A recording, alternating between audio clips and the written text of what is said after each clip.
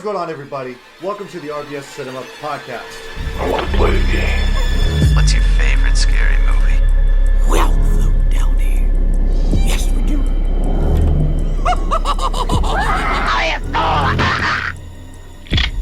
Swallow this. Please, God.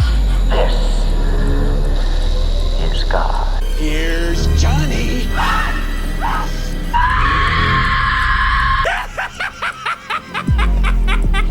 Game over.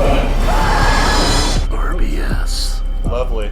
Welcome, everybody, to this episode of RBS Cinema. This week's episode is going to be Old, the M. Night Shyamalan film. Yay! And this is going to be our first movie of our October horror movie month, basically. Yes, it's the spooky month. It is the spooky month! It's a spooky month. So, I'm your co-host, Jack. This is going to be a little bit of a shake-up here. And then he's your host, Devin. So, Hi, I'm Devin. I'm an alcoholic. hi, Devin. Yeah, before we started recording, Jack goes like, yeah, when are you going to let me do it? I'm like, okay, well, you do it this time. And so just put him on the spot. Yeah. I think I did pretty okay. Yeah, So, I think it was pretty good. we're going to be talking about... This week's episode is going to be old because I wanted to talk about it. Not because it's particularly scary or it's not the first thing you think of when you think of like, oh, what's a movie that we could talk about for October because of Halloween. And I was like, well, I ran down a list of horror movies that I might want to see, and then the first two ones Devin shot down immediately because they were too generic and they were like too obvious. Which after he explained it, I was like, yeah, that kind of makes sense. So I was like, Trying to think now what those were. I don't said remember. The Shining and the Silence of the Lambs, and you're like, no, that's that's gonna be way too easy for us to talk about. So Yeah, plus Silence of the Lambs, because now I'm just trying to that's run the it one through. with Hannibal Lecter. Yeah, I'm trying to run it through my head. It's not really horrific in a sense because nothing really like horrific happens. It's just it's except for like suspenseful. towards the end, it's just suspenseful. It's Yeah. a suspenseful thriller, just like this movie. So This movie isn't really that horrific. I mean, the concept of it is horrific, of being on an island that rapidly ages you, or just ages your cells, and everything like that. But otherwise, damn it, now I freaking forgot what the other one was. because the other one we're gonna do. Well, I mean, we'll get to that like eventually down the line. But again, since there's 4 weeks in October, I picked 2 and then Devin picked 2, and it took me. No, there's 5 weeks in October. I guess there's 5 weeks in October. Because in a couple weeks, we are going to have the 1-year anniversary of the podcast. Oh, that's right. Yeah. So we're going to have a special movie for that. But hopefully I can get some people in for that as well. I don't get to pick that. Devin gets to pick that. So Yeah. that's why I was saying that there's like 4 ones that we both picked and then an extra 5th month. Yeah. Because I picked 2, you picked 2. And that way it evens out. And then just like one is just like, okay, let's just talk about one horror movie / not so graphic movie. So. But It'll make a good time. So. I picked Old because I was just like, I hadn't seen it, and I saw the trailer for it because I had to, because I went to the theater one time and I saw the trailer for Old, and I was just like, this seems really weird. Yes. And sure enough, it was very weird. Yeah. But I wanted to, because I was like, I just heard that very mixed things about it, so I was like, oh, this will be an interesting one to talk about. So that's the one that we're kicking off with for this month. Plus, I also suggested like Signs, because like with M. Night Shyamalan movies, they're not really horror, especially these ones like Old, Signs, The Village, The Messenger. I think that's what it was called, if I remember. It was like the recent one that came out.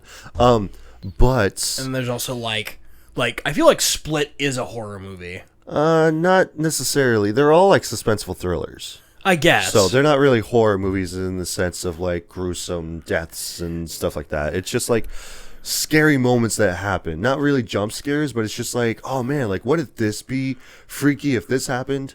So like, oh, what if the aliens came and like, you know, this, and it revolved around this one specific family that was trying to like deduce what's going on and stuff because they have a farm and they have a corn like I was gonna say corn maze, but they have cornfields, and so like they're touching down whatever. So they're leaving signs. Are you talking about Cloverfield? No. Oh, they talking about signs. Yeah, as I literally said, M. Night Shyamalan. What signs? Because like, I feel like Cloverfield is an alien, but it's more based in New York. Oh, okay. And it's supposed to make it seem like that's a found footage film because it's all about the perspective of the guy's POV on the camera and running around. What's and the stuff. one with what's his face? Bigger guy. He's in like he's Sully in Monsters Inc. John Goodman. Yeah. What's that one? 10 Cloverfield Lane. Ah, that's what I'm thinking. They were so interesting fact about that movie is that it wasn't even going to be attached to Cloverfield at all. Oh, okay. So they like sprung that on last minute, and they were just going to have a generic suspenseful thriller horror movie, and it was going to be called something else. And then they were like, well, you know what? Let's make it more in the realm of Cloverfield. And by the end of it, like it showcases a little bit of that, but instead of having like the found footage feel to it, it was more of a like just centered like camera stuff. Speaking of found footage, Just like a regular movie is. That reminds me of a movie that I need to rewatch that is like a found footage movie. Which, speaking of Cloverfield, because I have a really fascination with Cloverfield movies after seeing the first one. They have the Netflix movie, which is the Cloverfield Paradox, which, again, another movie that was not going to be based around the Cloverfield movies, like, at all, like, not even around the first one. But then they shoehorned the last, like, 2 minutes of it to being that. So, like, that to me is just like, why? Like, sure, if you have an interesting concept, I mean, why not? But otherwise, it doesn't really make any sense to have Cloverfield in that realm if you're not going to have it center around Cloverfield. Right. Like that whole movie or genre or whatever. So Chronicle is the movie that I need to rewatch. Yes. Chronicle is very good. I went to go see that in theaters because I did as well. I've always had a fascination to fly. So just by myself, just whoosh, just fly. But what have you been up to? Watching, playing games? Oh yeah, I've been well, my birthday was yesterday, so yes. So happy birthday! Going to a steakhouse tonight with my family. So nice. That'll be good. Yep. So that happened. No, I've been Hades 2 came out in 1.0 release 2 days ago. Been playing that a little bit. It's really fun. Nice.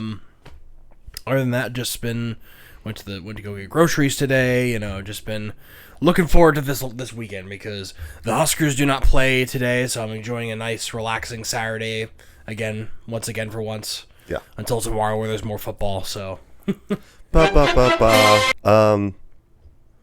Cool. What you been up to? Nothing really. Just been super dead tired this whole week for some reason. It's not because like, oh, I'm not getting enough sleep. That's probably what it is, honestly. But otherwise, I started off the spooky month. It is the spooky month! Last night. Well, let me back it up to like last week. Yeah. So I was lazy and I didn't want to edit the podcast. I'm like, you know what? Like, I was in the middle of doing it, and what I like to do in most cases is like watch movies or something, or play games. Mm-hmm. So in some oftentimes I will watch a movie, and like, you know, I'm just like editing, listening to it, and like watching the TV and stuff. Yeah. I decided to watch Charlie's Angels. Good morning, angels. Good morning, Charlie. The old 2000 movie. Oh yeah. So what's that with Cameron Diaz, Lucy Liu, and Drew Barrymore. Yeah. So, okay. and also Sam Rockwell's in the movie, who plays as the villain. So, really good. It makes it more fun because one could argue, oh, it's a girly movie, like it's for the girls, like, you know, girl empowerment, stuff like that, blah blah blah. Like I said, one would say that. One single person.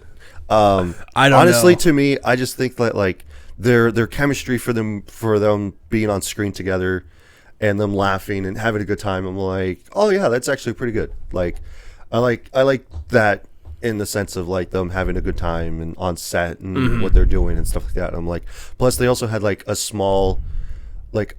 very small like blooper reel at the end, kind of like how most early 2000s I movies love did when that. movies do that. So like they would show clips of stuff that you've already seen throughout the movie, but then they would intersplice that with like some bloopers of them like screwing up the line, or like, hey, you know, like we're doing the stunt, so like, you know, something would go off and then like, you know, they would all laugh about it and whatever. So like that was pretty cool. I really liked that. And then I followed it up with Charlie's Angel Full Throttle, the second one. So just having a full-on Charlie's Angels like marathon. Apparently, I was just like, you know what? I remember the second one. Let me watch that one too. And again, it doesn't disappoint. It's a good action movie. It's a good fun time. So again, the girls are back at it again. So saving the world from this evil guy that wants to control something or whatever. So or wants revenge. But I do remember the one scene with Cameron Diaz like dancing and shaking her ass in her Spider-Man underwear. And I didn't remember it was in the first one or the second one. Turns out it's in the first one. Oh, okay. So, just a little word to the wise. So, yeah. Word to the wise. Word to the wise. That's in the first movie. Okay. So, on the spectrum of which one's better, I don't know. They're pretty much like the same. I feel like.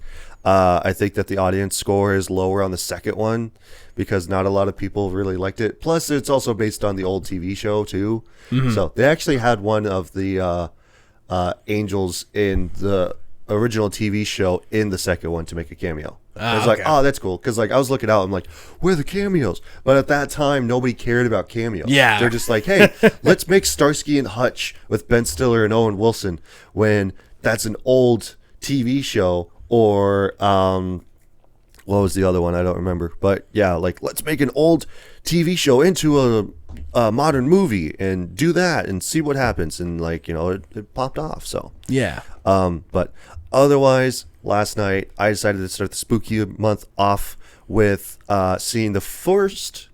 I don't know why I said it weird like that. The first Friday the 13th movie.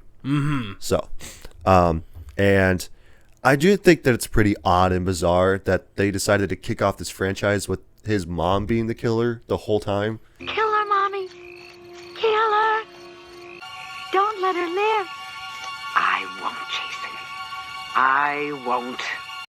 Instead of it being Jason, because in case you don't remember, because it's been a while since I've seen it, I bought the whole collection when it was on sale, dirt cheap. How many other movies are there? I have an 8 movie collection on digital, plus Jason Goes to Hell, Jason X, and Freddy vs. Jason. If you want to count that one, that would make 11 movies altogether. Well, the remake making that 12. Okay. So, and that one has Jared Padalecki from Supernatural in it. So, yes, yeah, it does. But anyhow, yeah, because it's all from the perspective, not all of it, but like whenever the kills do happen, it's all from the perspective of the killer, so you don't see who it is. And so like she's just running around killing camp counselors because like all of them wanted to have sex and fornicate and do drugs and stuff instead of save her child. So, which at this point it's all like, okay, well that happened at 59. Fast forward to like what 1979, so like 20 years later or something like that. I can't remember how long it was, but it was like sometime later after Jason dies, that she still holds this grudge on these new camp counselors because now they're opening the camp back up, and so it's like they're all getting stuff ready for the camp to be open again for people to come by and like hang out and like, you know, have a good time or whatever. And it's like, I think over the span of like maybe a couple days, But yeah, like it's all in good. Oh, Kevin Bacon's also in this movie. I think this might have been his intro for movies, like his first movie. Kind of like how Johnny Depp, his first movie was Nightmare on Elm Street. Right. So, but yeah, otherwise, it was a good time. I'm planning on watching the rest of them because I never really saw any of the rest of them, really. Like, I never really sat down and went, like, let me turn this on and let me watch it. So, but since it's the spooky month, It is the Pokemon! I'm going to plan to do that because last year I wanted to watch all the Nightmare on Elm Street movies because I never saw all of them all the way through. I saw the first one with my wife. She said it was really good. And then I wanted to sit down and watch the rest of them. Not in one sitting, but I wanted to watch the rest of them like throughout the season. And she goes like, nah, that's okay. But she's also not a movie person like I am. So I'm like, okay, that's fair. That's fine. So otherwise, speaking of horror movies, let's get into old. Because I feel old by watching this. Yeah. By the end of it. Yeah.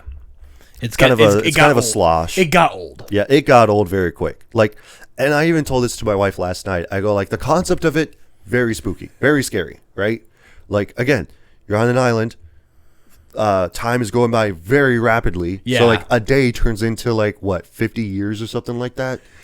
So No. It's like every. Oh yeah, I think that's how it works. But like the way they break it down is every hour 2 years go by or something like that. So something like that, because like I remember that they broke it down like they broke it down scientifically. Of go like, oh yeah, like a minute is roughly about like 6 months or something like that or whatever. So like they joked about it like later on in the movie when the kids get older, that like the younger brother holds his sister's face, and he does that for like a few seconds, and then she goes like, oh yeah, like that took 3 days, and they both laugh about it, and then they want to build a sandcastle. So but yeah, let's go ahead and get into old here. So talking about what the movie's specifically about, director, writers, stars, all that boring stuff, and then we'll talk more in depth about it. So, bare bones of what it's about. A vacationing family discovers that the secluded beach where they're relaxing for a few hours is somehow causing them to age rapidly, reducing their entire lives into a single day. All right, and then we got director M. Night Shyamalan, and he also wrote it as well, with co-writers Pierre Oscar Levy.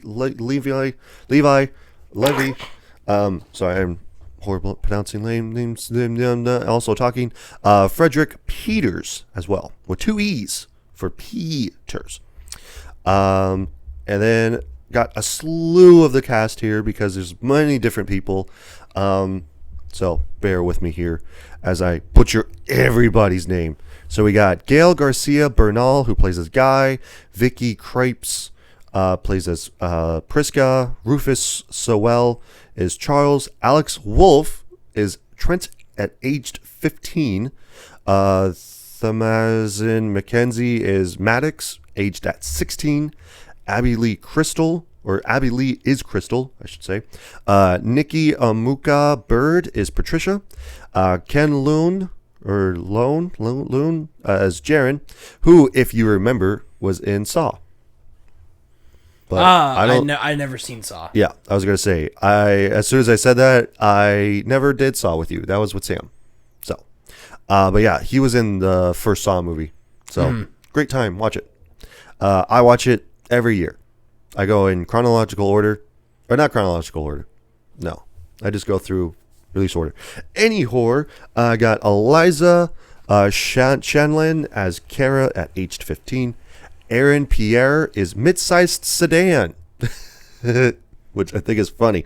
Last time that I actually saw him, which I didn't even realize this, was from, damn it, I looked it up yesterday. It's on Netflix. It's actually really good. Rebel Ridge. So, if you haven't seen that, which I'm pretty sure you have it, watch it. Yeah, okay. It's good. It's on Netflix. Came out last year, I think. And we got Ambeth Davids, who plays as adult Maddox. Eamon Elliott, who plays as adult Trent. Alexa Swinton as Maddox at aged 11. Got Gustav Hammersten as the resort manager. Got Kathleen Chalvant as Agnes, Francesca Eastwood as Madrid, I don't know. Nolan River at aged 6 for Trent, and Luca Faustino Rodriguez as Trent at aged 11. So, a lot of people in this movie. Yeah. And it's mostly the three kids that are in this movie. That's why there's a lot of them, because they're rapidly aging, so you need aged actors in this. Yes. So, any horror. Otherwise, I got a few taglines for you here, Jack. Yeah. It's only a matter of time. Okay. A new trip from writer-director M. Night Shyamalan. Okay, yeah. And then it's just the same thing. A new trip from M. Night Shyamalan. Like, that's it. And then they grow up so fast. Kind of cheesy, but... I mean, when you're dealing with the concept of time, kind of have to go a little cheesy of go like, it's only a matter of time. And they grow up so fast, don't they? Type of thing. So, like, we both agree that this is a really interesting concept, right? yes, as I have said a few times, it is an interesting concept for a movie, because with M. Night Shyamalan, he always comes out with very interesting concepts, kind of a lackluster execution, like this movie. Because, like I said, very interesting concept to be on an island, and you're on the part of a beach where time is going by very quickly. And the exact very mechanics rapidly. of it is that every 30 minutes, 1 hour passes while you're on the beach. Right. So I had time is to going by look that very up quick. because I was afraid I was going to get it wrong. Right. But it's important to that we understand the mechanics of how the thing works. Yeah, for sure. Because, like, obviously, typing up notes, and then it's all like, oh, they said this, and it's like, it's wrong. Yeah. So or I'm talking out of my ass or whatever. Like so, we have to maintain the consistency of the facts, because there are plot holes everywhere. Oh yeah, 100%. In this, there always is. Which is not anything to, basically. I don't know. I lost my train of thought halfway through that, but but yeah. So like, yeah, interesting concept. It's kind of like The Village, which with every single M. Night Shyamalan movie, there's always a twist. Right. Either halfway or towards the end of the movie, like, which, screw you, I don't care if you've seen any of them. So No, that's fine. Go ahead. with signs, it's like, oh, the aliens are here, like they're coming to get you, and then it's like they have a bunch of water around for some odd reason. I don't remember because it's been a while since I've seen it, but like they have glasses of water around stuff, and like the alien comes into their house, knocks over a glass of water, spills on them, and then it hurts them. And then they realize that, oh, the aliens are hurt by water. Wow. Why would you come to a world where it's 85% water? Like, that to me never made any sense. Again, like massive. spooky concept. Shit execution of going like, yeah, let's just make the alien afraid of water, which they're on a planet where most of it is derived of water. Yeah. Or like The Village, it's like, oh yeah, like it's supposed to be like 1800s village-esque like type of thing where it's like there's no technology or anything like that, but like these people, they, like, I think their car breaks down, they go to the village, and then all of a sudden like they have no technology whatsoever, and it's almost like that they're transported back in time or something like that. And then turns out that, or like there's these spooky monsters that are like killing people and stuff, but like it's not really what's happening. It's like these other townfolk that like made this concept of going like, oh yeah, like there's these spooky monsters, but really it's just a few people from the town that are just freaking people out, and having them, especially newcomers, it's like, no, you're gonna stay and you're gonna live here and you're gonna help us and whatever. And then one of them gets away, and then like it's actually in modern time still. So Wow. It's like nothing really happens there. So again, another twist. Which there was one that I watched that I think it was his daughter that directed it. Drawing a blank on what it is. I think it was like The Messenger or something like that. I own it, regretfully, on digital. Regretfully, because I'm like, oh, cool. Like M. Night Shyamalan produced it. It will be fine. It would be a good time because like he co-wrote it. I think So, So I guess my question is like what is your opinion of M. Night Shyamalan? What do you think of him? Is he a good director? Is he not a good director? he does make good, interesting movies. Don't get me wrong. Okay, like I've already said, it's good concept, poor execution on some of them. Like the what is it? The Unbreakable series. That one's really good. Yeah. Third one, it's a little, not much. Yes, there it is. The Watchers. That's what it is. The Watchers. The Watchers. Again, interesting concept.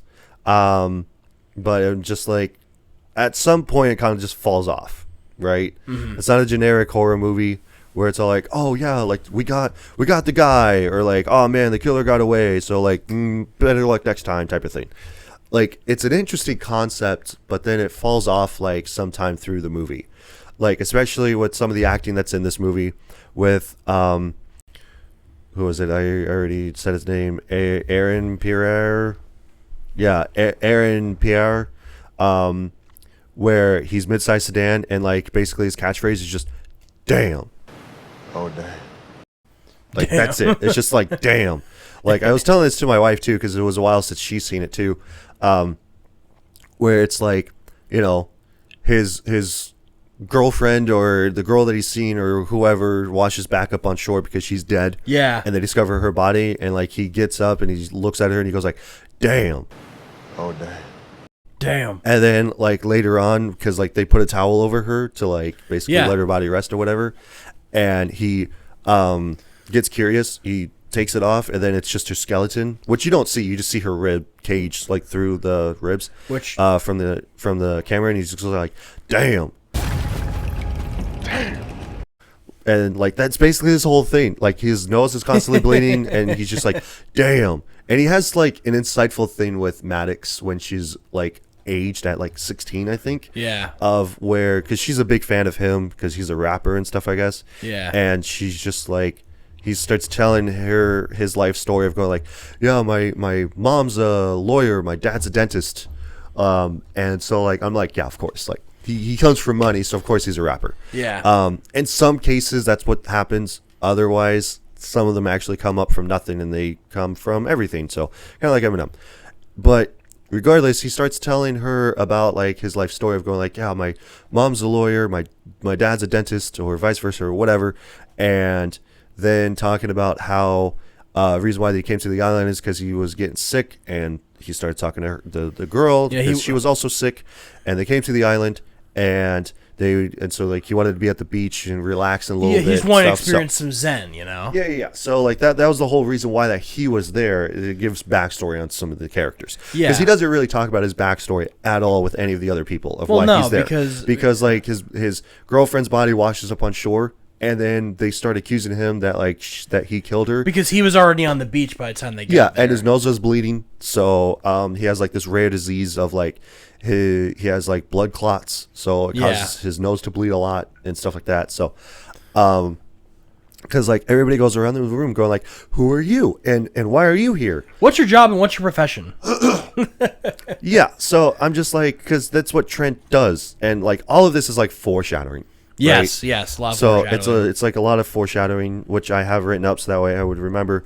So it's like, oh, like, you know, Maddox is singing on the way to the resort, and so she's like singing the song, and the mom goes like, oh, like I just can't wait to hear you when you get older, like how you would sound like, and I'm like, that's foreshadowing, because I've already seen the movie, but it's like I didn't even pick up on that. Yeah, so. But it's like that's foreshadowing in the sense of being like, when she gets older, which this does happen later on in the movie, like towards the end, when she is older, she sings to her mom.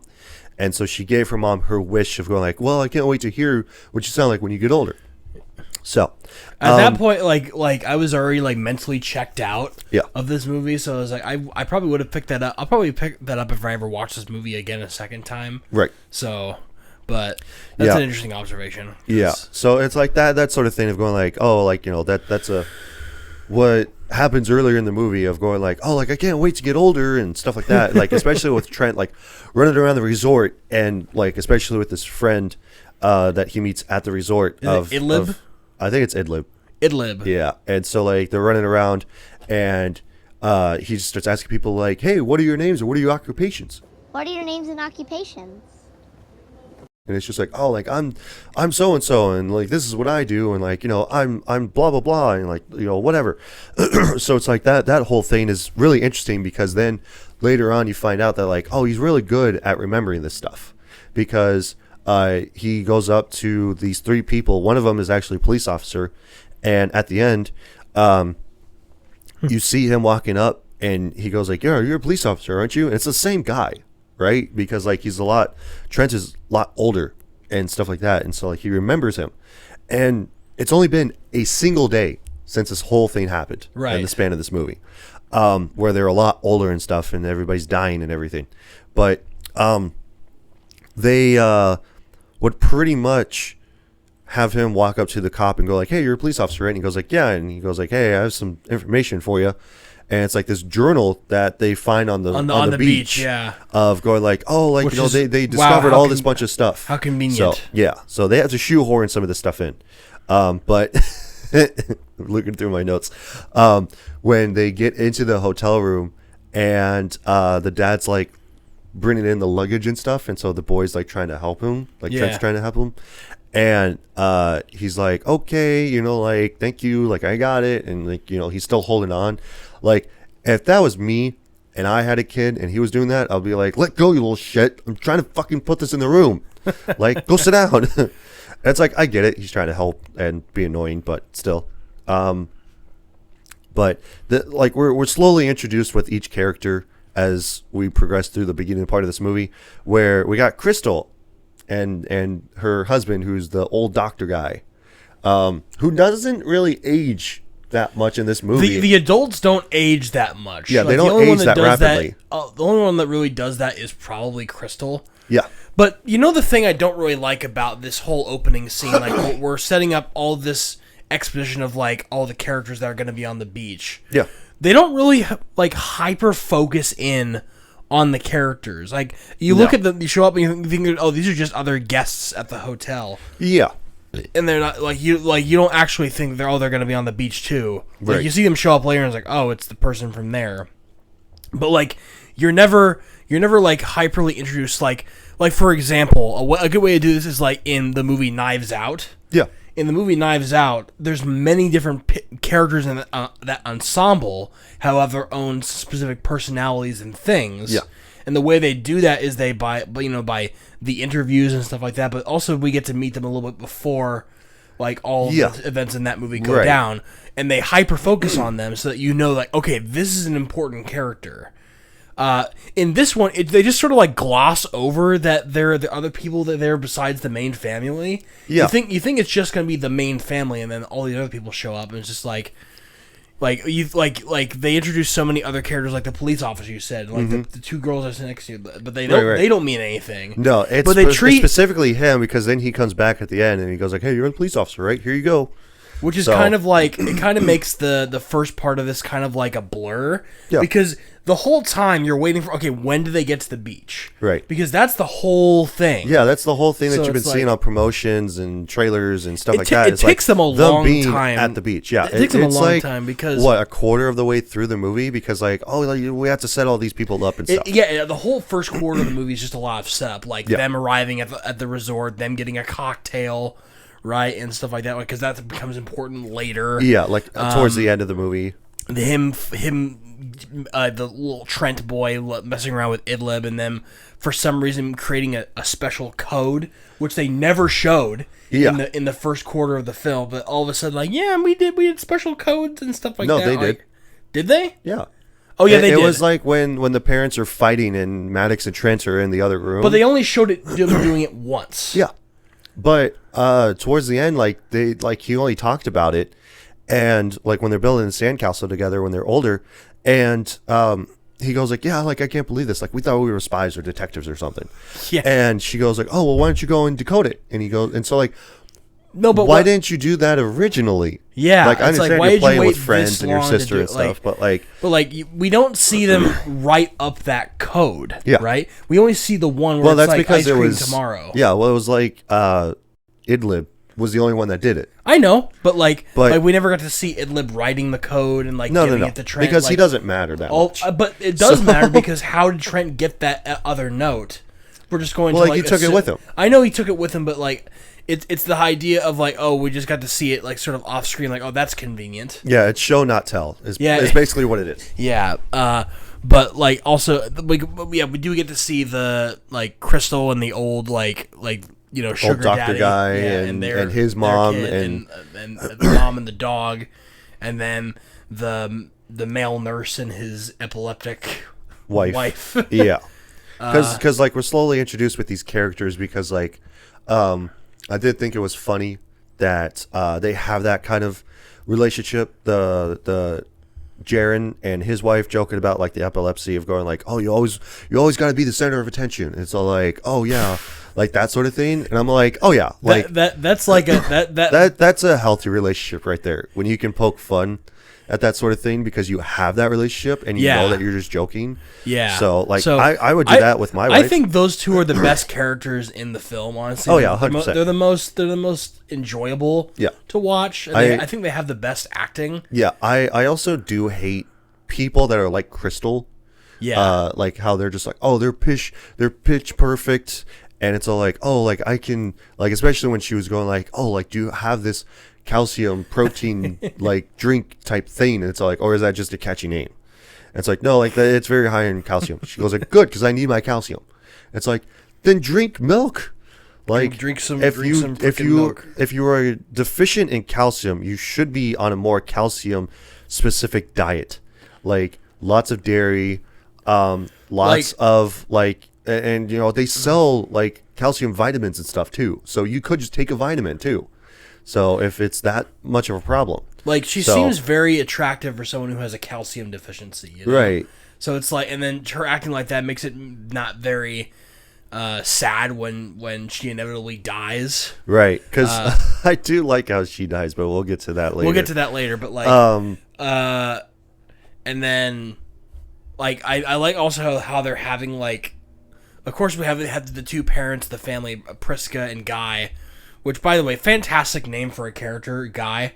Yeah. I can't come up with a better name, so I'm just going to call him Guy. His name is Guy. You couldn't call him there's another way to pronounce it. Pronounce it Guy. Right. Like G-U-Y, but it's pronounced Guy instead of Guy, but right. Come on, Guy. So they're on the brink of divorce, basically. Yeah, and they because she has this tumor that's in her side. And so it's very benign is what they said later on in the movie. Yeah. So she works, as we find out, for a museum. Yeah, she works as a curator for a museum. At dead things. I want to go and see somewhere beautiful. Yeah. And then he works for a pharmaceutical company isn't it called Warren and Warren? Maybe. I know that at the end that's what the I remember him saying that he works for Warren and Warren. But he works for specifically judging how people's insurance is. Oh yeah, that's what it is. So I saw that part of the movie where he explains what he does, and I'm oh my. Yeah. So because everybody has their own occupation of what they do, and then later on we find out the reason why that they're there is because that they were specifically selected because they have all these bunch of different diseases that they have. So the woman with the epileptic seizures, and Crystal has the calcium deficiency. Right. Priska has the tumor. Yeah. We find out that what's his face, the doctor. The doctor starts having dementia. Isn't it Walter is his name? What's his name? I think so. I've already forgotten. I just maybe Charles. It's Charles. Okay. So, but yeah, he starts having dementia because later on, I had this written down that the older that he gets, the more racist he becomes because of the fact that with Mitz Sedan, you guessed it, he's black, but and he's a rapper, but it's funny because the doctor starts because he has a knife, right? He has a little pocket knife, and he starts slashing at him and stuff. And he originally cuts his cheek, and then it immediately heals, and it becomes a scar. Right. And then later on, like towards the end of the movie, he goes like, "Oh, I had to kill him, and like now you're gonna tell people, and like I don't want that to happen because I don't want them to like take away my doctorate and stuff like that, and like now I'll have nothing." And so he goes like, "You don't understand. He was gonna break into my home later."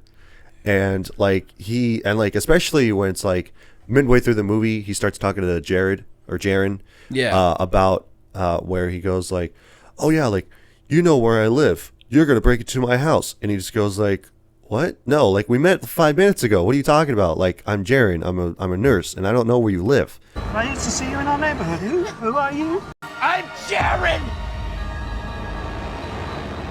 I don't know where you live. So what are you talking about? So like he has dementia. I think he's specifically has schizophrenia. Yeah. So because the first thing that happens is like he starts before he makes the incision on what's her name? The mom. Priska. Priska, where he makes the incision to take out her tumor her tumor, that he goes like, "What's that one movie with Jack Nicholson and Marlon Brando? Like, what's that movie called?" Do you know that Jack Nicholson did a film with Marlon Brando? What was the name of that film? Charles, breathe. Are you okay? Yes. And he would just try to think of that movie. I wonder what the movie he was talking about was. Do you think, I was going to look it up, but I forgot. I kind of want to look it up right now. So keep talking about it. I'll look this up right. Yeah. But yeah, so then we get the M. Night Shyamalan cameo, because if, you're in for an M. Night Shyamalan movie, he's, of course, going to be in it somehow, some way. You can just call us and we'll pick you up whenever you're ready to come back. Or I'll pick you up at 5 p.m. Just follow the path down to the beach. So he's the one that drives them all up to the beach.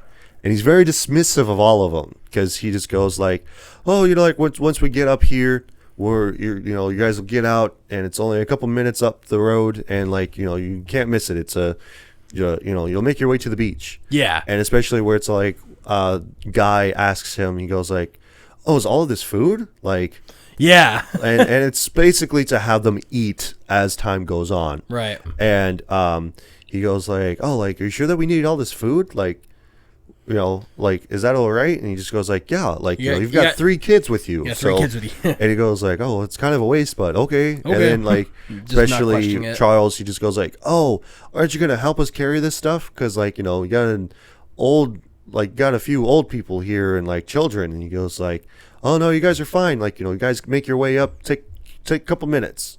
Like, hey, if you guys need anything, you guys give us a call. We'll come back out and we'll pick you up and we'll take you back to the resort." Yep. Turns out they got no cell reception. Got no cell reception. So, especially when the dead woman comes up on the beach. It's called Missouri Breaks, by the way. Ah. It was a 1976 film with Jack Nicholson and Marlon Brando. Marlon Brando. That's the movie, Missouri Breaks. Figure it out. I forgot that I was going to look that up, but I didn't. So, I also thought it was just really dumb because like the guy and Priska, I had their names written down, but it's like all misconjumbled in my notes. But like, yeah, with him and Priska, they're planning on getting divorced. So like, they have a little bit of a fight, and then especially once they get to the beach, and so like, I think that he wanted to go into the water. Yeah, and then he was hesitant. And so he goes like, "Oh, you're just going to sit there and read?" She goes like, "Yeah, I'm planning on it." And she goes like, "Hey, what book am I reading?" And he goes like, I don't know. I have no idea. Like, why would that matter, dude? Like, it's kind of like one of those like the wife is like testing the man if he's like paying attention to her or not. Right, because like it's the thing where later on we realize, or rather we're told that she cheated on her husband because she found out about the tumor, so she freaked out. And of course, what do you do when you freak out? You either divulge it to drugs, alcohol, or sex. Yeah. So you cheat on your spouse with somebody else, or you do drugs, or you drink constantly. So it's just like, I don't know how to handle the situation, so I'm just gonna have sex with another person. So totally stupid. Yeah, and so she tells him about the fact that he tells her, and this is like the point that I was going to get to here is like oh, like why are you asking me about your book? She goes like, oh, no reason. And he goes like, oh yeah, I wanted to tell you something, but never mind. It's just like, what are we doing? Like, just say what the hell we're talking about. Like, you guys are adults. Like, fucking work it out. Like, whatever. But again, later on, we find out as they're dying of going like, oh, like I read your text messages with him, and like, you know, he seems like a nice guy, but he's kind of a schmuck type of thing. And then like, especially with her, she goes like, oh yeah, like he says very romantic things to you, but at the end of the day, he's just a schmuck. Like, he's not really going to be that fulfilling in your life and stuff like that. Yeah. So like that to me didn't make any sense of going like, I understand like, oh yeah, I'm not going to tell you this right now type of thing. I'm like, yeah, that makes sense, but still it's just dumb. But I'm like, why have that interaction of going like, hey, what book am I reading? I don't know. Why the fuck does it matter? We're at the beach. Yeah. We're on vacation. Why are you reading anyway? And then it's also the thing of Just being trying like, to cause more problems. right. And then it's all like, oh yeah, like I have something to tell you. Okay, what is it? Never mind. Never mind. Ah. You know what? Forget it. And it's like, oh, okay. And like, and of course, I already talked about Mid-Sized Sedan. His Stupid name, by the way. Yeah, his Like, catchphrase is "damn." Damn. Oh damn.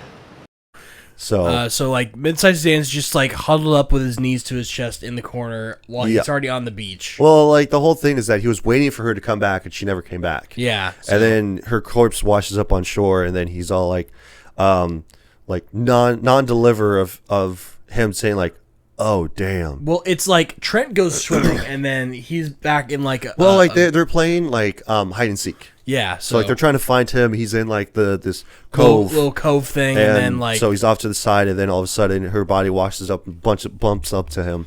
So he starts freaking out, and then they wash, and then so they pick her up back on shore, and again he just comes up, he goes like, "Oh damn." damn. And I'm all like, you couldn't have freaked out a little bit, going Yeah. like, dude, like what the hell's happening?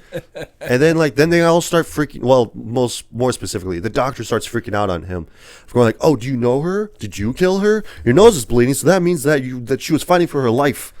And it's all like, what? Which at this point he's like that's a reasonable accusation to make, Right. in that moment. Like he becomes less and less reasonable as time goes on. Yeah. Like obviously. Yeah. But like Your nose is bleeding. She's dead. Obviously, you know her, so something Yeah. must have happened. so. And then he's not. Here's the thing, right? With Mid-Sized Sedan, he's not justifying himself in this grand scheme of things, because he goes like, "I don't need to tell you anything." And Yeah, so he goes like, he's "You know not- what? We're gonna call the cops." And he goes like, "Okay, but I'm not gonna tell you anything." And it's all like, why not? Like, you could still say, "Hey, I met this girl online. We were talking and stuff. We both have this rare disease or whatever that's happening, and we decided to go on vacation together." And Because he doesn't want to. I whatever. guess he doesn't want to incriminate himself or Right. something. Like Yeah, I'm just like, I don't get it, but whatever. But then, like the first death that we have is Agnes, the old mom, one, yeah. the old mom, because she basically dies of a heart attack. Yeah. Because we're allude to the fact that this will happen because of the fact that she is laying down in the sun, and Yeah. so she goes like, "My chest feels funny," and Crystal goes like, "See, I told you, Agnes, like we wouldn't be in this mess if we would have gone to my idea and just rented a yacht." and drove around and stuff in the Yeah. ocean and whatever.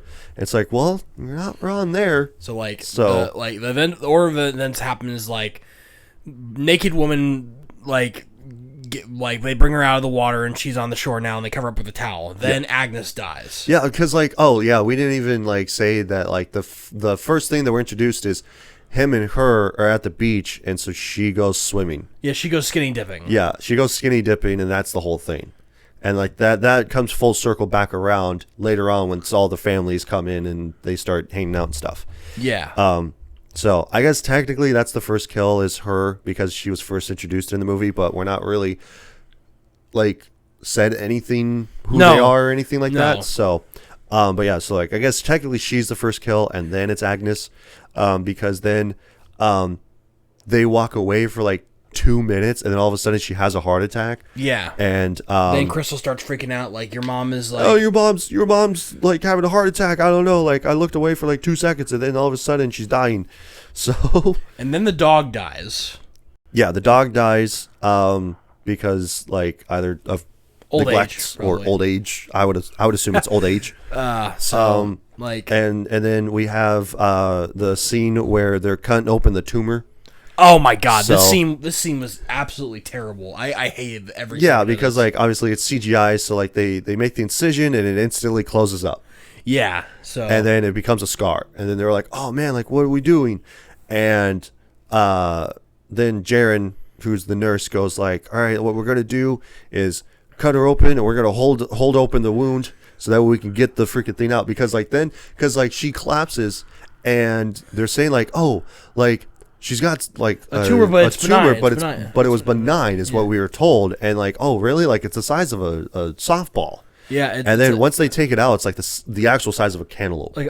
so because that she was really fucking gross. Yeah, and I'm just like, man, what happened to the tumor throughout the course of this movie? Like, is it still sitting there out to the side? I don't know. or did it shrink up or explode or what happened? But even before like they even do the whole tumor removal thing, I think like there's a confrontation between Charles and Midsize Sedan where he like takes a knife and like scratches him. Yeah. Across the cheek. Yeah, that's what I mentioned earlier. That's how we figure out that they're like once something like happens like that, like it instantly closes, it becomes a scar.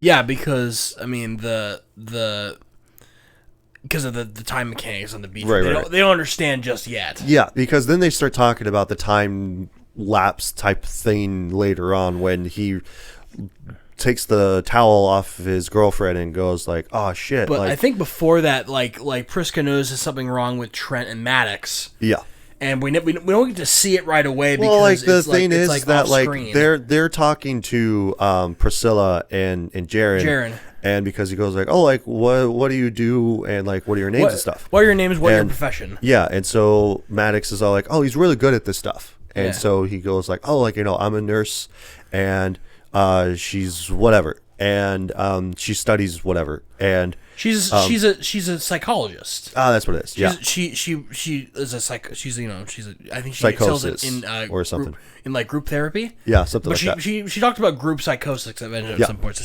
she's a psychologist. And so like he guesses how old they are. He goes like, "Oh wait, don't tell me like you're 11 and you're 16." And so he goes like, "No, I'm 7." Or 6. He says, "I'm 6 and I'm 11." Yeah. I was like, I don't know. Aren't you sure? Like you look like you're closer to like 10 or 11. And meanwhile, Maddox and Trent are obviously off screen, so we don't get to yeah, see it's not the reveal yet. Yeah. So. And then even the mom comes walking up, and so she goes like, "Hey, like, have you seen my 2 kids?" Like, and so they're like, "Yeah, we're right here." And she goes like, "What?" And like Trent goes like, "Yeah, it's me, it's Trent." And so she's like, in disbelief, like, "What? Like, you're not my child. Get the hell away from me. Who are you? What have you done with my son?" And like I do think it's interesting that like Trent hugs the mom and then Maddox hugs the dad. Yeah. So, and I'm like, I gotta have that duality of going like, right. mixed sexes. But here. like Priska's constantly asking like, "Charles, like Mr. Charles Doctor guy, come please check out my children. There's something not wrong. Yeah. Something right. Yeah, something's not right with them and stuff." So like that made it interesting. And he goes like, "Well, if they're not dying or anything like that, then that doesn't take precedent." Because he's looking over he's looking over his mom right now. His mom died, so. Yeah, because she had the heart attack and he's trying to resuscitate her, and like then she's gone. So at this point, 2 people are dead. So at some point, they attempt to they try to call the hotel. There's no reception, so it's like, okay, someone's got to go out, and I believe it's Jaren that goes first. Yeah, Jaren tries to go back through the cave infrastructure or whatever you want to call it. Yeah, and so like he blacks out and comes back, and then they're like, you were only gone for like a minute, so like you just came stumbling out holding your head and like you blacked out. And he goes like, oh, well, that's weird. You just felt this great pressure, you know. Yeah, and stuff. So, but then we have where Sedan, he unveils like his girlfriend is now Bones. Yeah, and they start asking like, how long does that usually take? And now we have Priska, who's talking about like, well, I deal with them after they're dead, and when I discover their bones, but it kind of depends on the climate and the weather and stuff like that. But generically, it would take like 7 hours to decay. 7 years. Yeah, 7 years to decay. Yeah, that's 7 years for the bones to be completely clean. Yeah, and then it's like what, like 13 years for it to be completely turned to dust. Yeah, so and that's our hint to be like, okay, well, if they saw that she was dead and she was perfectly fine, and now all of a sudden it's like a couple hours later and she's completely bones, turned to bones. Like, yeah, there's something going on here with, and so there's something going on here with time. Yeah, and they're like, time? What are you talking about? Time is just a construct that the human being made in their own mind. So, but yeah, I do like the fact that like later on, when Trent and Kara are in the tent together. Oh yeah, because like they make this fort out of the towels and stuff, and so like they're hanging out, and then they're all because like, the adults are constantly telling them to go play somewhere else. Yeah, they're telling Max to do that too. Yeah, and so they try to figure things out. Yeah, because then they come stumbling out and they're eating the food. Like, yeah, so she's eating it by the fistful, and I'm like, dude, that's gross. Yeah, at least have a fork or a spoon or something, dude. Yeah, because like, why are you just shoveling? And it's this all food? like freeze dried pasta stuff. Salad. Yeah, it's like yeah. I'm like, I don't mind pasta salad, but I'm like, you're eating it by the fistful, and I'm like, that's gross. Yeah, and then like she has like one noodle sticking out of her mouth, and so she's like looking at Trent, and she smiles, she's like, this or whatever, and I'm like, dude, at least get rid of the noodle in your mouth, all right? Yeah, like, get rid of it, okay? Spit it out or swallow it, take your pick. But then if we find out that she's pregnant, because they were in the tent together, laying next to each other. Because now they're older and like they're 16 and stuff. And it's like the weirdest thing too, as well, is that for some reason, as they're getting older, their minds are also getting older. Yeah, they're like that. That's what I thought was interesting too. Is that like their whole thing is that like obviously their bodies are aging and stuff like that, but like their minds are also aging. Like so, they're getting more mature, even though they haven't had any like experience or anything. Yeah. Like that's pretty much all what of a sudden happens. Their minds are just automatically the mind of somebody who would be like at that age, which just makes no sense to me. Yeah, because that's not how that works. That's how the brain works. No, the brain doesn't automatically get smarter as time goes on. You have to actually feed it knowledge. Right. Through experiences, and if you have no experiences but time is just going faster, then you would just stay the same mind of an infant. Right. It just because your brain is bigger and more developed, it doesn't mean that you're automatically smarter and you have more situational awareness. Yeah. Like they basically, while they're in the tent, they had sex. Yeah, they had sex, and then they come out, and so now she's pregnant. So and it's all like in the span like, of a few minutes, it's already been 9 months. It's like, and they're like the guy asked like, Trent, what did you do? I was like, oh no, we just sort of messed around for a little bit. Yeah, we were just having fun. And it's just like, did you have like, I don't think he asked him if he had sex. No, he started because like she starts giving birth immediately. Like and so like you did the thing that how babies are made, and it's like, I thought you had to do that like 10 times. Yeah, it's like no, it just takes once. It's like that doesn't. No, that's not what happens. Like maybe at that age, maybe, but like it only happens once. But like in some cases, small, like not small, but like in a certain percentage, that is what happens. Is like, you know, it could take one time or it could take like 10. Yeah. So like it just depends on how your body. But they just reacts, just rolled the worst type of luck. Yeah, and so it's all like, you know, and he starts like becoming super connected with Kara afterwards because he goes like, oh, like, don't you fucking talk about my kid, blah blah blah. Like he starts freaking out about like, yeah, like I like, you know, he keeps flip-flopping between like being reasonable and then being emotional. So like he goes like, okay, I've thought about it. We're gonna get married, and we're not gonna get divorced, and we're not gonna be like you guys, and like all this bunch of stuff. And Like, it's oh all my- like, oh what? my God, like- and it's like- all like, what? I'm gonna marry her. We are never gonna yell at each other, and we are never getting divorced. Like, why are you flipping emotions? Because it's like, okay, I thought about it. Like, I'm gonna marry her. We're gonna have a family. And you're like, we're always going to be together, or we're not going to get divorced. And, blah, blah, blah, blah. And it's like, what? Why are you going from 0 to 60 real quick? If I were a kid and I had no idea what was going on, I wouldn't be like. Again, it's this whole thing that's like, okay, their brains are just like. Even Max is doing this. Like, I have different thoughts now. And Yeah, because like that's not how that works. Yeah, when she was talking to Midsize Sedan, she started telling him like, oh yeah, before like my mind was less colorful and stuff, and now I feel like that my mind has become more colorful, but my thoughts are more put together instead of all over the place. And it's really freaking awkward that Midsize Sedan talks to Maddox by herself when she's 16. Right. It's like, it's very weird and creepy. She has a huge like crush on him. I don't know if it's crush, but she's a big fan of him. Yeah, so but yeah, and because like Guy tells her to be like, oh, leave him alone, like he's on vacation, like that's not okay. Yeah. So, but it's just a bit awkward. Yeah. And a bit weird. I know. I thought the same thing. I'm like, she's just by herself, 16, and with Midsize Sedan, who is probably now in his like 30s, 40s. Right. Well, he's definitely in like his late 20s, early 30s, right, when he first got to the beach. But now he's like getting older, and it's just like, yeah, it's just a weird thing, right? So then the baby dies like instantly, and they say that the baby dies because it died from lack of attention. We put him on the towel to clean him up. He looked around and closed his eyes. We had him on the towel for 1 minute. He died from lack of attention. Yeah. They're like, oh, it died from lack of attention. I'm like, that's not how that works. That's not how that happens. Yeah, it died because it starved to death. That's what happened.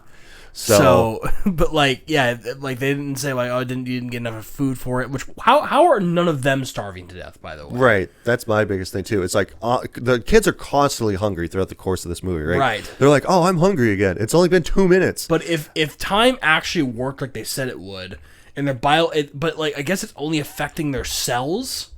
I guess. But like, if we're talking about like, there's a lot of things that come with time. Yeah. That they just don't aggressive. It's like only their cells are getting older, but none of their bodily processes are speeding up. Right. They don't get hungry. They don't get thirsty. Right. They don't need to go to the bathroom. No. At all. Over the course of a day, like none of them go to the bathroom. Right. Plus, it's also interesting too because later on, Patricia, she ends up like she has seizures and stuff, right? Yeah. And so like the whole time she doesn't have a seizure up until like in a little bit end. Here. Because I just saw my note for the doctor just gets more racist the older he gets. Yeah, because like, I'm drawing a blank on how Sedan dies. I know that he gets stabbed to death. Yeah, I know he gets stabbed to death, but I'm drawing a blank on when specifically that happens. Like it happens because like Charles tries to leave as well, and then that's how they figure that like, well, the reason why we can't leave is because that our bodies are so used to how fast time is moving now, right, that trying to get out of it would be like trying to go up through several levels of atmosphere in the ocean. Yeah. So and like, so like by the time that you get up to the surface, you start blacking out. They had their idea of like just going through the canyon really slowly. Right. It's all like with each step takes 2 minutes. So if you go really slow, then theoretically by the time you get to the end, it'll be 50 years. But who's willing to give up 50 years of their life to go through? Nobody was going to do that. Yeah. So it was either 20 or 50 years. I can't remember which. I think it might have been 50 years or something like that. Well, 50 years is how much time is spent over the course of a day, or nearly, like almost 50. It's like 48. Yeah. Because every hour is 2 years. Right. So like but so they completely abandoned that idea. So they keep trying to figure out about how to get off this beach because they also can't swim. Yeah, because the water's too choppy. Yeah. And then they're like, okay, because Jaren goes like, well, who thinks that they're confident enough to go outshore and then go around this bend, this cove and try to find where the beach is, another beach is. Yeah, and so it's all like, and it would be way too dangerous. But later on, he does it here shortly, and then he ends up dying because he does it ends anyway, up even though blacking out. he knows how dangerous it is. Yeah, he does it because he goes like, yeah, like I was on a swim team or something, so like I have confidence to swim out this way and blah blah blah. Right. And then he washes back up on shore, and he's dead. So that's our next kill that happens. So and then like eventually, and then like especially what you were talking about earlier of being like, you know, the kids having more mature thoughts and brain power and stuff like that. Yeah. Where Kara is like holding the baby in her arms still. Like they wrapped it up in a towel so you can't see it. And like where Trent comes over and he goes like, all right, I think it's time to like put the baby down and put it to rest. And so like when he's like carrying it, some of the dust falls out because it's already disintegrated into dust. Bone and dust. Yeah, and so he starts to like bury it. And so she has the thought of going like, well, I'm going to climb up to see if I can climb up Maybe there. it's only bad if we go through the canyon, not over it. Right. Which, again, is really stupid. So Yeah. she goes for it, and then, like, Trent's telling her to, like, not do it. And yeah, then, and he goes like, come back. Like, you know, you're not too far down or not too far high up. Like, come back. And, like, he starts freaking out. Again, he keeps flip-flopping between being super put together and super emotional about it. Right. And Nobody else besides the doctor is this emotionally unstable. Right. He's like more emotionally unstable with how he reacts to certain things. And then everybody just stares at Kara as she's climbing up the rocks, and they know. But and especially for like Guy, he goes like, oh, like, you know, it's your girl, tell her to come back. And so he goes like, Kara, please come back, like come back down, like it's unsafe and whatever. And he goes like, Kara, fucking listen to me. And I think while this time is going on, Crystal is just like off moping because like because she's deteriorating, so like her face is getting all fucked up. Yeah, so she's like because she's getting older and stuff. So she's like, and then even Charles tells her like, God, like look at your face, like go put on some makeup. And she goes like, what? And so she has a purse or something like that that's like reflective. So she looks at herself, and I'm like, you can barely even tell what the hell you're looking at. Yeah. And you're looking at it. It's not like a mirror. The adults look barely older, except for maybe a couple of wrinkles. They could have really leaned into like more CGI. Right. Because like even with Guy and Priska, like they talk about like, oh, like, you know, you have more wrinkles now. And stuff like that. They did that in like freaking Lord of the Rings back in the early 2000s with the king of the Rohan. King of the Britain. What's his name? Born. He was really old because of like Saruman's thing, and then they made him look older because of like makeup and stuff like that. But no, they just barely did the bare minimum to make the adults kind of look older. Yeah. So. And then because then she ultimately falls because she passes out because she stops, and they're like, oh, like because then Guy starts going like, oh, she's actually almost at the top. Like she can get to the top if she keeps going. Yeah. And then he goes like, oh, go ahead and tell her to keep going, Trent. And he goes like, because that's your girlfriend, right? And it's like, oh, like keep going, like you're almost there. And then she stops, and he goes like, wait, why is she stopping? And then all of a sudden she falls. And nobody catches her? Yeah. Well, she would have been too far up high, so you couldn't have caught her. I guess. So, like, there's no way you could have tried. No, not unless you want to break your arms. I guess. So, but like ultimately they just decided to step back because like if you're at that far high of a height and you've got somebody that's like maybe $115, $125, yeah, and falling from like, we'll just give it generously 25 feet in the sky, yeah, I don't think you're going to be able to walk away unscathed and be able to save them. A normal generic child that's under 100 pounds, sure. Maybe, that would be fine, but not for her, especially since she just gave birth. No, I don't think so, there, bud. I don't think she's gonna make it. But then Kara dies of fall damage. Yeah, she had fall damage, so she died. She didn't have a med pack. She fell more than 30 blocks of fall distance. So that's an instant death. Right, and then like, oh man, she had some chicken. Like, let me grab that. And then we have Patricia, who's having multiple seizures all at once. I think it's Priscilla. Is it Priscilla? It's Priscilla. Maybe. You might be right. Yeah, I think that my autocorrect just had it as Patricia. Yeah. But yeah, Priscilla, she has multiple seizures all at once, and then they started questioning, going like, well, like she's having the seizures, and they're like, why is she having these seizures all of a sudden? Yeah. Like, what's going on? And so she's like just dead. Yeah. And then I'm like, yeah, because she was having seizures before, and now they're happening all at once. Yeah. So duh. And I'm like, because they snuck up on her. So yeah. But then, like, eventually we get to the point where it's starting to become dark, and the people who are left alive are the 4 family members, Charles and Crystal. Yeah. Those are the only 4 And Crystal's pretty much fucked off and went somewhere else. Who the fuck knows? And Charles is freaking out because, that's what it was. Like, he stabs Charles to death. He stabs mid-side. Charles stabs mid-sized sedan to death. And he goes off to like this secluded little area, and so they take the knife away from him. Yeah, and then and now it's at night, and Charles comes back for the knife. Yeah, Charles goes back for the knife, but like now the parents are starting to actually have an effect. So like Guy is starting to go blind, and she's starting to lose her hearing. Yeah, and so he starts telling her about like the text messages that he saw of.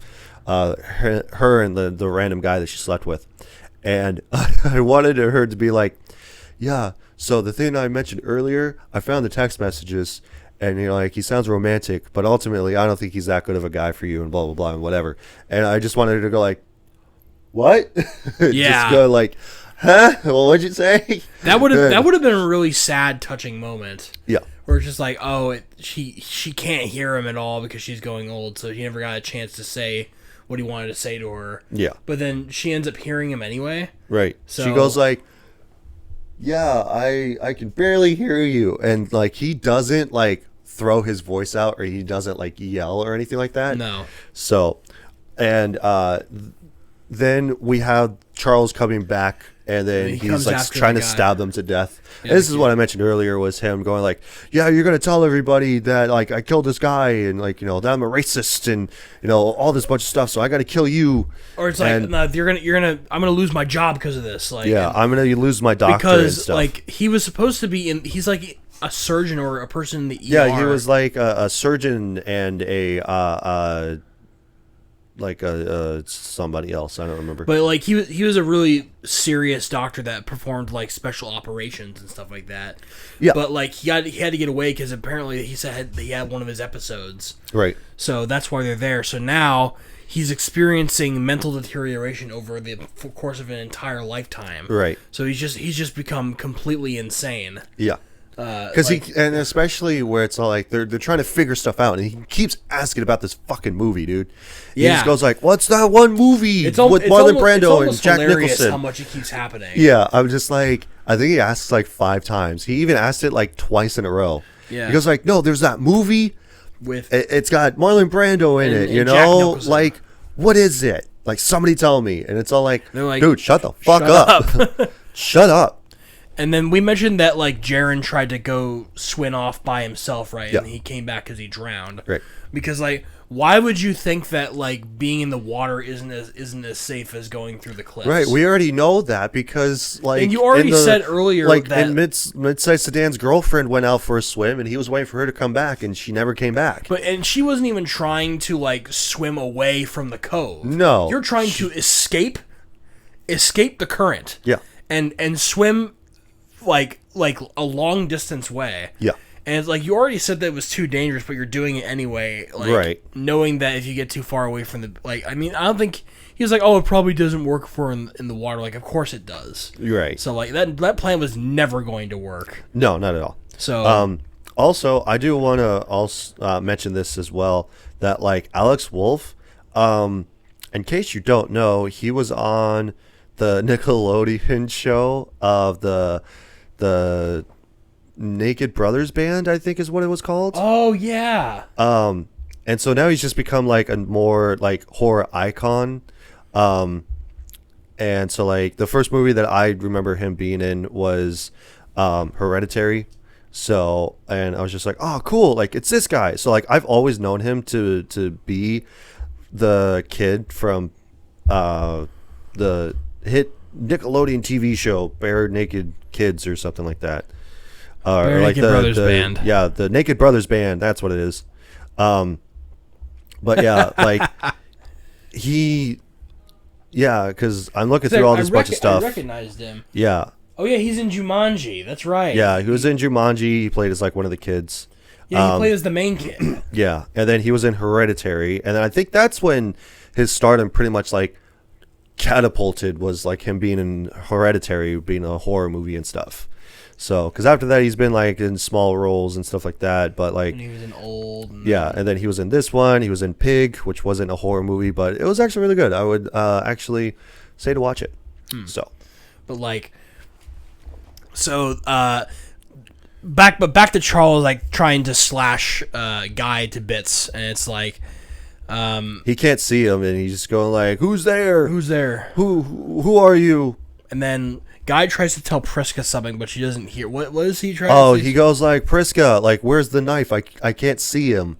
And tell me where he is. Yeah, and so she can't hear. So it's kind of like a freaking what the hell is it? It was God damn it. Oh, Hear No Evil, See No Evil. So it's like Gene Wilder is deaf, and what's his face is blind. And so like they go, it's a comedy, so it's a dark comedy, but like you should watch it. But it's really funny because it's all like he tries to, because like the blind guy can hear, but obviously like all this bunch of stuff. So he goes like, what is he saying? And he goes like, Gene Wilder can read lips. So they tried to do this whole bit, and I'm like, oh my god, like this is super funny. But pretty much what ends up happening is that she ends up running off, like Priska does. And so he keeps slashing him, but he keeps healing back. So. Yeah, because he keeps getting scars and stuff like that. And so like she comes back with a rusty knife and then slashes him, and then he ends up dying from rapid like tinnitus. No, not tinnitus. Not tinnitus. Tinnitus is the hearing thing. Tetanus. Yeah, tetanus. Because like she says like rust is like poison once it gets into your blood. Yeah. It's rust. It acts like poison when it gets into your bloodstream. It's like that's a really fucked up way to die. Right. Is like rust poisoning, but it's happening over the span of seconds instead. Right. So he gets all moldy and stuff. But and then so he's dead, and then we have because like the kids are told to run. So yeah, they run and hide, and then they go through cave. the cave and stuff like that. And then that's where they find Crystal like sitting in the cave with like a straw over her, and she's like really gross now. Yeah, because he finds because they start rummaging around like a bunch of the dead people's belongings that are just buried in the sand, and they find a book of matches.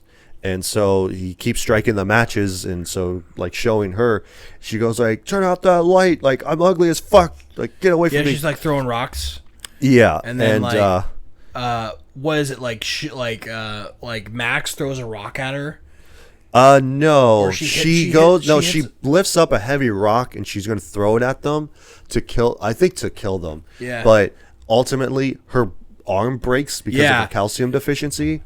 And so, the light goes out, so then she like falls in horror. Breaks more stuff. Well, she ends up like, because then they start crawling through like a little cavern, and they light up the match again, and so Maddox goes like, "Oh, her arm immediately healed, so now it's like set in the wrong place." Yeah, and then she's crawling towards them, and then like breaks her arm again. Yeah, or she breaks her other arm, and then she keeps throwing herself around and keeps breaking her bones, and then like Trent strikes another match, and then you just see her as a mangled up mess. Yeah, because her legs are all broken now. It's like yeah.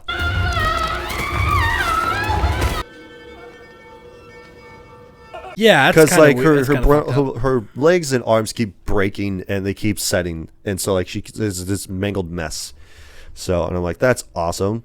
But then the mom and dad, they basically just die of old age because they go back out, and then like they just like the dad falls over dead, and then mom walks up, goes to the water for a little bit. It comes back, sits back down. She dies. Yeah. And so the only two left are Trent and Maddox, and then they fall asleep for the night. They and go wake to up. sleep, and then they come back, and now they're Now a they're lot in their- older. now they're in their 50s. Yeah, I do think it's funny because I said this the first time I watched this when it first came out.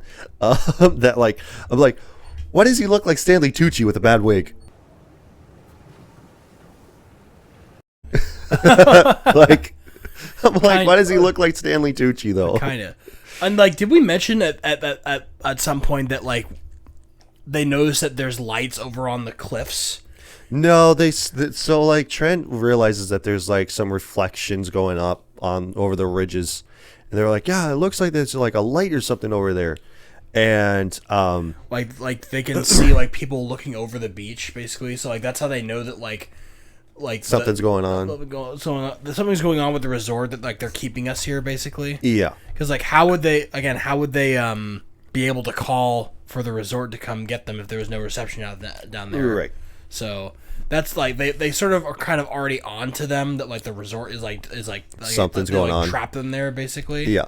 But they don't know why. Right. So they get up and they start talking, and then they're like, you know what? Like, do you want to build a sandcastle together? Let's just build a sandcastle. And he goes like, and so she goes like, sure. And so they build a sandcastle together, and in the midst of them doing this, they have this conversation. Maddox has the question of going like, do you think that other adults like have the same mentality of like children sometimes? Yeah. And stuff like that. And so he goes like, yeah, like, you know, then this is the thing that we talked about earlier in the show where where it's like him and Idlib are doing this decoding stuff. Yeah. And she goes like, oh, why don't you decode it? And so he decodes it, and it says like, my uncle doesn't like the coral. And then they see this Coral huge reef. feed of coral over there. And so they're like, because when they find the notebook, they like the person that was writing notes in it starts talking about how like, you know, this sort of scientific mumbo jumbo, and he goes like, oh, like what if we have a metal tube that we could that we can go through, and like it'll stop, shield us from that's what's affecting us that's from what Trent going and says leaving. it, like that's how maybe we could get through the canyon. Yeah. And they look out to the coral and say, I think I found your metal tube. Right. And so they swim out to the coral, they and they swim go through out the reef. like, is the current just not strong anymore? Did the current just stop being strong? Like, yeah, there's a whole reason why you can't escape the beach. You can't swim out there. Yeah. So now, like, I guess if you swim out to the coral, it's totally fine. Right. So I didn't get that, but yeah. So they swim to the coral, and then they're going through the coral cavern. Right. And so like, Maddox's shirt is caught up on the coral, and I'm all like, dude, just break it. Like, just break the coral. I'm pretty sure it's not Trent that hard. has to go back for her, and then like it's showing them trying to break her free, and then it cuts to M. Night Shyamalan being on the ridge with a telescope, and he's just like, hey, yeah, experiment 77 is a failure.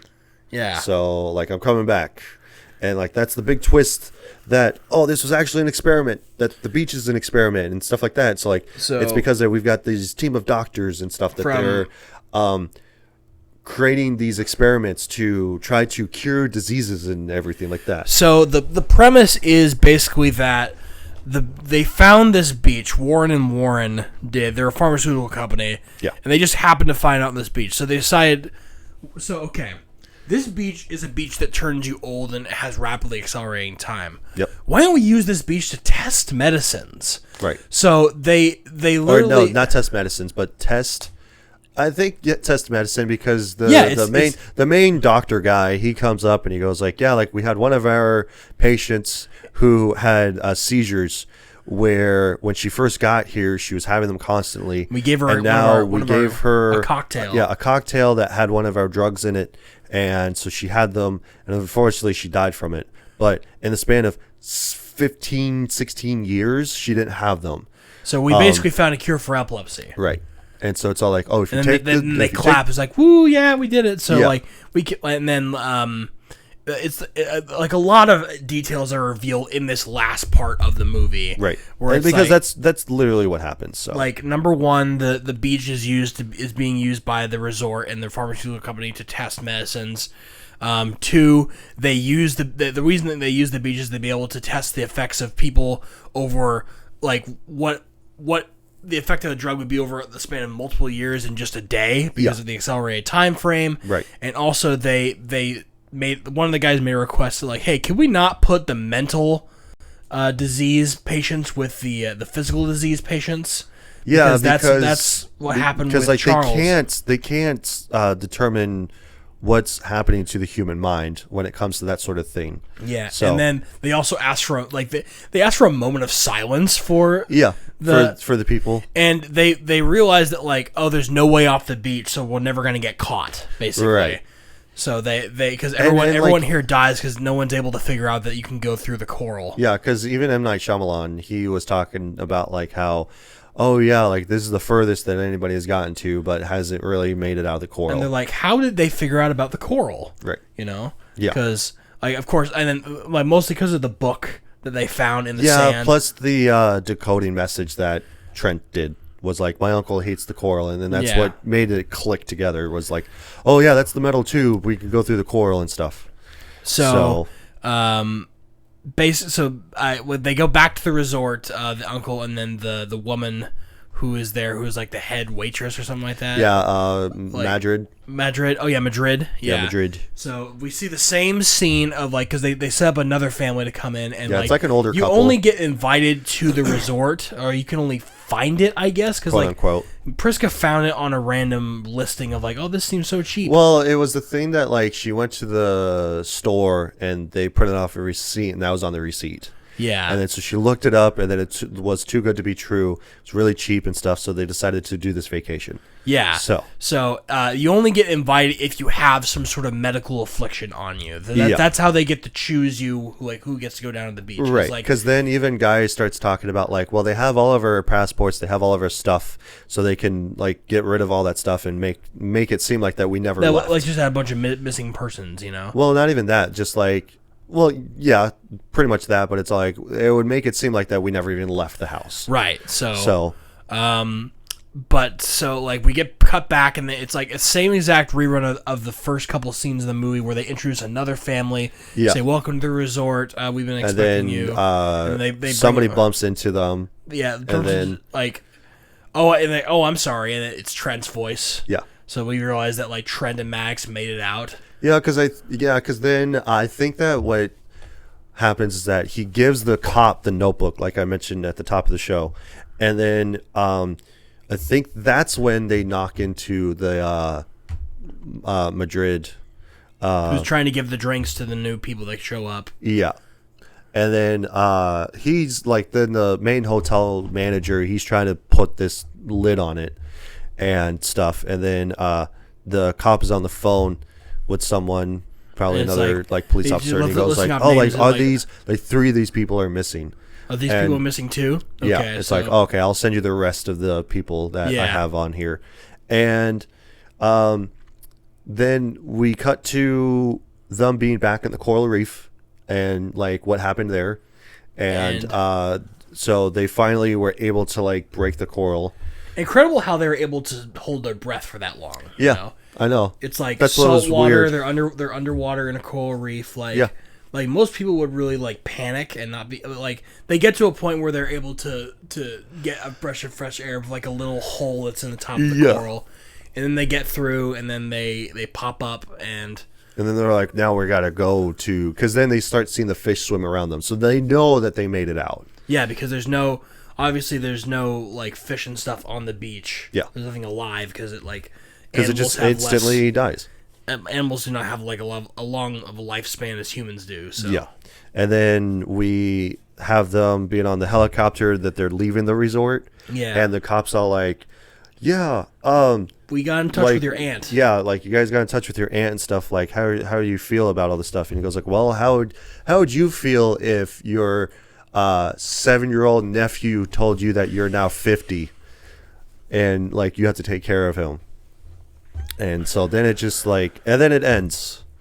So, but it just ends like that. Yep. So that's the end to Old. Yeah. I was just gonna say, you took my joke. And Now we're going to determine on this being a rent, buy, or skip. Is it a that's all right type of movie, or is it a fuck yeah movie where it is the best of the best of the best, sir, with honors? The best of the best of the best, sir, with honors. Or is it just like, it's a huge piece of dog shit, don't waste your time? So, I'd probably say I'd go first. So Yeah, sure, I'd say go that ahead. it's a skip. It's the biggest piece of dog shit. Yeah. Honestly. Just because of the fact that, like, again, I've said this a few times throughout the course of this show of being like, it's a good concept, poor execution. The acting in it isn't that great. You have a lot of people that are standing around not conveying how they're supposed to be, like, emotionally there, right? Like, you have mid-sized sedan who's just like walking around going like, damn. Oh man, my girlfriend's dead. Damn. Oh damn. Like, oh man, now she's a skeleton. Damn. And then you've got like the family dynamic between the mom and dad, and it's just like, okay, well, they obviously hate each other, and like the only reason why that they're here on vacation is she's got a tumor that's potentially going to kill her, so they decided to end it because he found out that she cheated on him. So then they're like, you know what, fuck this, I'm done with this marriage. I'm like, we're getting out of this. And then we have the only people that convey the most emotion are the kids. Yeah. Like the older version of themselves. But they do it really badly. Yeah, because it's like the whole thing with Wolf. Trent. Trent, where he's like constantly going like, oh, I'm emotionally stable, and now I'm gonna freak the fuck out. So Alex Wolf.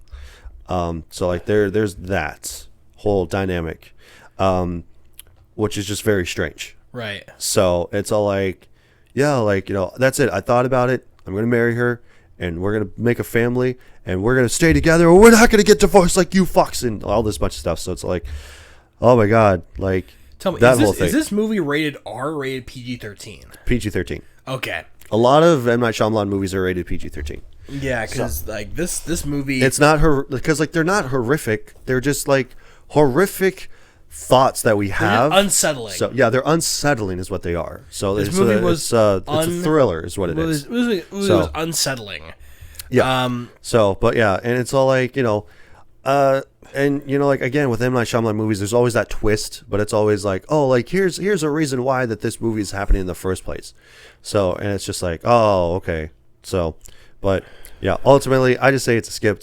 It's not worth your time, honestly. Like, if you really want to look for a bad movie to watch with friends and like have a good time with, I'd say that it's this. Like, you could pick it apart. Yes. So there's a lot to pick apart here. Like, and but it's bordering on like a boring bad movie. Yeah.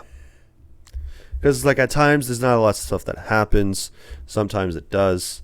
And maybe it's just a lot of standing around talking mostly. Maybe I'll go back and I'll watch an actual review of old, and like I'll be able to pick out a lot more things that like are annoying about it, because I tend to do that, right? Where it's like, yeah, I'll see a movie, I didn't think it was that good, I thought it was okay, and then I watch somebody I look up a review on it, and then I hear like, oh, there's actually a lot more stuff that is way bad than I first thought it was. So, but for me, I'm also gonna say it's a skip because just for the same reasons that you did. Great idea, horrible execution. Just a lot of B-list actors in this cast who don't really give a whole lot to their performances. It's not that they're bad, but they just didn't do enough, I think. Yeah. But like, there's a lot of things that can go wrong in a movie that has a time functionality to it. Yeah. No matter what it is, whether it's going back in time, like in this movie, it's accelerating time, or anything that has to do with time and time passing. Like, it's just very hard to convey that without, like, because there's a lot of rules you have to follow. Like, yeah. and then like it also introduces a lot of potential plot holes when we have to do with time. Like I said, like the whole thing about only their cells are aging, you know, and then the whole thing of like, well, they could have really done a lot more when it comes to the actual like costuming and effects of like getting old to make it a little bit more scary, right? Like a little bit more terrifying, because like getting old is an actual fear that people have. Yeah. And they could have played into a lot of that. Like, yeah, it like could have been more psychologically like screwed up and stuff like that. But since it was PG-13, I really think they held it back from like them doing more stuff, because they could have showed, they didn't show the bones of anybody. They didn't show the, they just showed like the rib the cage. most graphic thing that they showed was the removal of the tumor. But like also the like putting kids into this whole movie dynamic was kind of bad as well, because it's like it's really weird seeing kids grow up really really fast, and it's a bit like awkward and unsettling. It's like not in a good way. It's like in a creepy way. Yeah. Like oh, like this kid is now an older person, and then the whole thing about the way that their minds become more developed now, that also doesn't make sense. Like a lot of rules are just completely being ignored, and I don't think a lot of thought got put into like the actual execution of how this stuff would work. It's like, oh, it's a cool concept, but like we also think about like this and this and this, and they just sort of like we'll figure it out as we go, or just ignore that, you know, just for the sake of like what's the phrase? Like you can't, like, it's the suspension of disbelief is not there. You can't really work past a lot of the mechanics of how the thing works. You're constantly thinking about it. It's like, wait a minute, this is how that works? Like, shouldn't it work like this? Yeah. Instead of just being immersed in the story and immersed in the tension of the scenes, you're constantly thinking about how like, okay, how they're gonna portray how this whole. It's a very simple concept of like, oh, it's just a beach that like, well, the longer you're on it, the older you get. Yeah. So like it's the way it's too simplistic, and it breaks itself down to the point where it's just like, oh, it's just one big gimmick basically. Yeah. And you don't get enough realness from the characters who are in the situation. All you're thinking about is just this is just how it is, and this is how it works, and it's like it's inevitable. They're all going to die, except for the two ones that magically make it out, even though it's like it's designed to be like completely impossible to make it out of. Right. So I think it's just weird, and I wouldn't really watch it again unless like someone said that they wanted to, or like I want to take another look at it just to check out all the bad stuff. Right. But I did want to see it at least once, because it's a modern movie, and it looked kind of artistic. Yeah. Or something like that. It looked like it could go somewhere potentially, but then I watched it and I was like, there's a reason this movie is free to watch on like Amazon Prime. Yeah. Basically. So yeah, I just give it a skip. It's not really worth your time. It's the biggest piece of dog shit. There's way better movies that like handle, and like there's way better M. Night Shyamalan movies that you could watch. Exactly. So Signs, for instance, or The Village. But let's go ahead and move on to suggested people. So if you're new to the show, what we do is that we will take a 1, 10, sometimes both star review on IMDb, depending on our rating, and we will have a discussion about like how dumb some of these people are that they leave the review on IMDb. So, because we both said that it's a skip, we're going to do a 1-star review. So, I have up, it says that it's insulting. Kind of. The camera angles, the acting, the story, the directing, the writing, the effects. Completely insulting to the point where I genuinely feel like it would be an enormous effort to make something this bad. It felt like a joke. One of the character is called Mid-Sized Sedan. Like, that's it. That's the review. What's a 10-star review look like? A 10-star review. Poetic thriller. Yep, poetic thriller. When you become older, your desires, grudges, happiness, sadness will become meaningless. You'll sit with someone whom you love on the beach area to watch the sunset. At that moment will be the newest moment in your life experience. I love that small part in the movie, Old, by M. Night Shyamalan. It's a poetic thriller. This movie is for those who see this life sensitivity. I think M. Night Shyamalan is back. No. So. What? Yeah, that doesn't make any sense. Yeah. So, anything else on old? No, I think we're good. Cool. So, that being said, thank you everybody so much for watching, listening, tuning in, however you guys are doing it. We really appreciate it. Thank you so much. Be sure to follow the show. Be sure to subscribe, like, comments in the comment section below, and share this around with anybody else that you think would enjoy movie reviews or anything like that. So that being said, we got the whole month of October where we're talking about spooky movies and horror movies and stuff like that. So next week we'll have something new and very exciting and also more modern than old. So hopefully more exciting than the old, I'll say. Yes, it is definitely more exciting because I don't think you've seen this movie. No, I don't think so. It's good. Yeah. And with that being said, we'll see you guys next week. So bye. Bye.